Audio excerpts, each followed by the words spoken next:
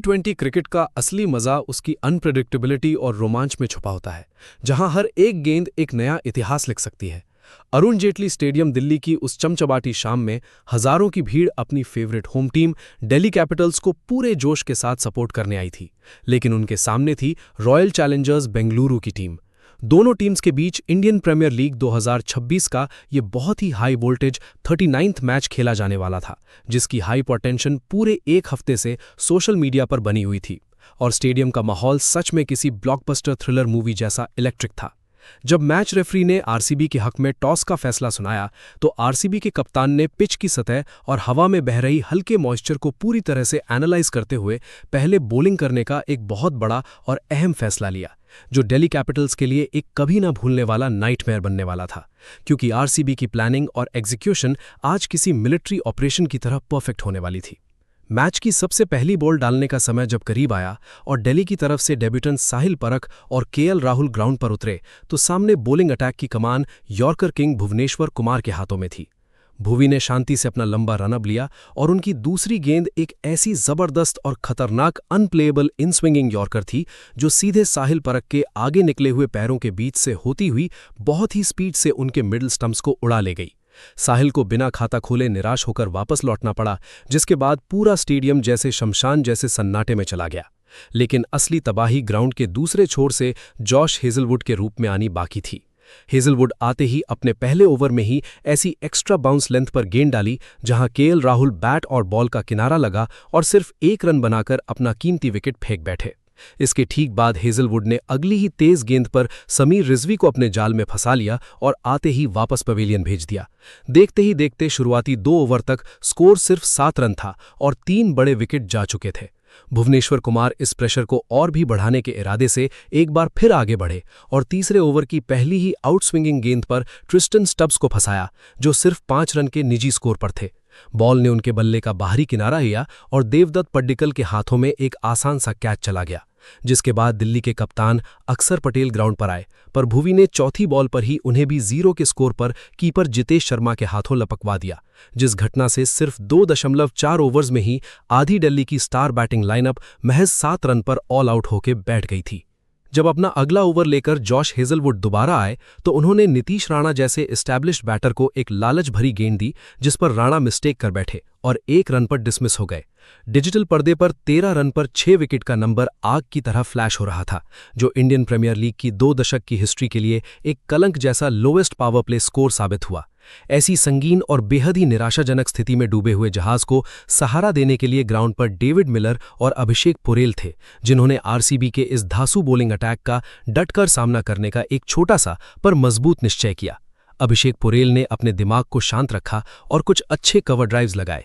पुरेल ने एक शानदार एटीट्यूड दिखाते हुए पूरे कंसंट्रेशन के साथ 33 बॉल्स खेलकर 3 बेहद ही खूबसूरत बाउंड्रीज की मदद से 30 रन की फाइटिंग इनिंग्स बनाई, जबकि दूसरी तरफ डेंजर मैन माने जाने वाले मिलर ने भी ग्राउंड पर गैप निकालते हुए 3 जबरदस्त चौके जड़कर 19 रन बनाए। हालांकि आरसीबी के अलर्ट कप्तान ने तुरंत बॉलिंग चेंज करते हुए तेज गेंदबाज रासिक सलाम सदर को लाया, जिसने आते ही अपने ओवर में मिलर को बीट किया और जितेश शर्मा के हाथों आउट करा के इस छोटी सी लेकिन अहम साझेदारी का अंत कर दिया। इस आखिरी बची हुई उम्मीद के टूटने के साथ ही दिल्ली कैपिटल्स का नीचे बचा हुआ टेल एंडर्स का लाइनअप हवा में ठहरे ताश के पत्तों की तरह ढेर होने लगा। कुल मिलाकर ग्राउंड पर पूरी की पूरी स्टार दिल्ली कैपिटल्स की टीम सिर्फ और सिर्फ 16.3 ओवर्स में अपनी आखिरी सांस लेती हुई महज 75 रन्स पर लगातार एक के बाद एक फॉल ऑफ विकेट्स के शिकार होते हुए ऑल आउट हो गई और स्टेडियम अब ठंड से कांप रहा था। दोस्तों, आगे मैच में जो बवाल हुआ वो जानने से पहले बस 1 सेकंड निकालकर वीडियो को जल्दी से लाइक ठोको और ऐसे ही धमाकेदार क्रिकेट कवरेज के लिए हमारे चैनल को अभी सब्सक्राइब कर लो। तो चलिए देखते हैं आगे मैदान पर क्या हुआ।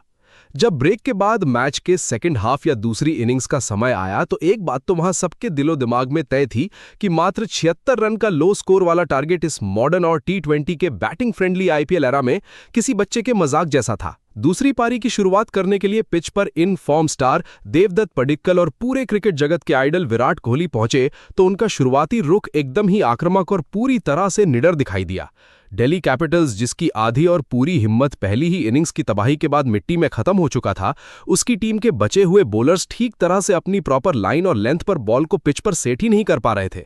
इसका सीधा सा फायदा देवदत्त पडिक्कल ने बेहद ही खूबसूरती और टाइमिंग से उठाया। उन्होंने काइल जेमिसन और बाकी स्पिनर्स को बहुत ही आसानी से ग्राउंड पार्क के बाहर भेजते हुए अपनी एकदम एक्सप्लोसिव इनिंग शुरू की। हर बॉल जो उन्हें थोड़ी सी भी शॉट मिली, वो पूरे स्वैग के साथ बाउंड्री लाइन से हवा में बाहर चली गई और देखते ही देखते उन्होंने क्रीज पर आकर मास 13 गेंदों का सामना करते हुए 3 दिलकश चौके और 3 आसमान चीरते हुए छक्के जड़कर पूरे 34 रन बना दिए, जो स्टेडियम की उदास पब्लिक को भी तालियां बजाने पर मजबूर कर गया। ग्राउंड के दूसरे एंड पर विराट कोहली ने भी हमेशा की तरह दिखा दिया कि क्यों क्रिकेट की दुनिया में उन्हें किंग कोहली कहा जाता है। उन्होंने मौके और समय का 100% पूरा फायदा लेते हुए सिर्फ 15 बॉल्स फेस करके अपने बैट से एक जबरदस्त चौका और 2 बहुत मैसिव छक्के जड़ दिए, जो बाउंड्री की राह पकड़कर डायरेक्ट स्पेक्टेटर्स के पास जाकर गिरे और उन्होंने 23 रन बनाए। दिल्ली कैपिटल्स को इस पूरे सेकंड इनिंग्स में तब आकर एक आखिरी छोटी सी मुस्कान नसीब हुई जब लंबा कद वाले काइल जेमिसन की एक सीधी और फास्ट बॉल पर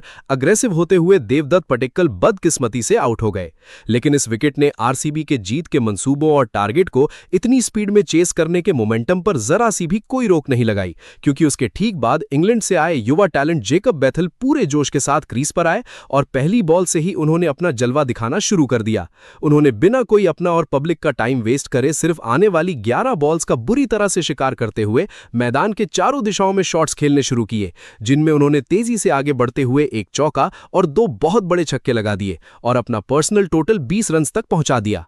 अंततः रॉयल चैलेंजर्स बेंगलुरु की पूरी स्ट्रांग टीम ने दिल्ली के इस 70 रन के निशाने को सिर्फ और सिर्फ 6.3 ओवर, मतलब कि पूरे आईपीएल की ऐतिहासिक रिकॉर्ड हिस्ट्री का काफी सबसे छोटा स्पैन और टाइमिंग में कंप्लीट कर लिया। अभी भी पिच पर करीब 81 गेंदों का लंबा मार्जिन बचा हुआ था, जिसके साथ उन्होंने अपनी 9 विकेट से एक बहुत बड़ी और शानदार जीत आईपीएल रजिस्टर पर दर्ज की, जिसने बाकी आने वाले अपोनेंट्स और फ्रेंचाइजीज के दिलो दिमाग पर एक बेहद ही सॉलिड और हार्ड हिटिंग डरावना वार्निंग छोड़ दिया।